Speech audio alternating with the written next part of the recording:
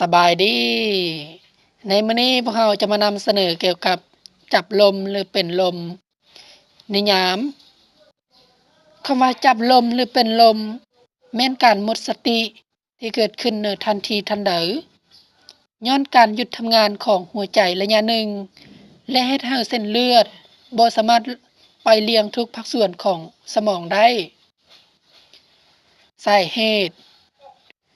เมื่อยหลาย หิวข้าวแห้งอากาศร้อนอบอ้าวหลาย กลิ่นเน่าเหม็นย้านกลัวหลาย ตกใจแรงเห็นรูปภาพที่น่าย้าน หรือเหตุการณ์รุนแรงต่อหน้าอยู่ในท่าที่ยืนดนนาน อากาศขาดน้ำ และได้รับข่าวร้ายแรงอกุศลต่างๆ อาการแสดงออก เบื้องต้นคนเจ็บเริ่มหาว สีหน้าจืดเข้า เนื้อหนังสุ่มเย็น กำมะจรเดินช้า หรือคอย หน้ามืดตาลาย และการเสียสติเริ่มเกิดขึ้น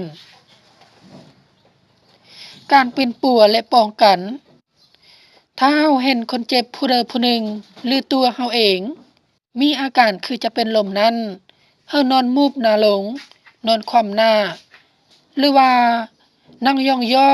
เราเอาหัวก้มลงระหว่างกลางหัวเข่าทั้งสองเบื้อง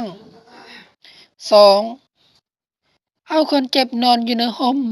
บ่ให้ถึกแสงแดด แก้เสื้อผ้าออกให้ถ้านอนอยู่ในเรือนต้องไขปองเยี่ยมเพื่อให้อากาศเข้าไป 3. เอาผ้าจุบน้ำเช็ดตามต้นตัวของคนเจ็บ ถ้าบ่หายใจให้เฮ็ดการหายใจเทียมให้ 4. เวลาคนเจ็บรู้เมื่อคิงแล้วให้ดื่มน้ำชาหรือน้ำหมากไม้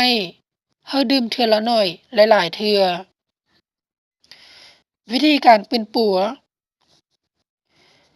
ให้ยาพวกสูแหงหัวใจให้ดมทาบริบูรณ์ยามอง วิก เอาเปลือกหมากเกียง หรือหมากนาว หรือหมดส้มคั่นแล้วให้ดม หักให้ดม อันนี้คือการจับลมและเป็นลมและวิธีการปฏิบัติปิ่นปัวสำหรับผู้ที่เจ็บ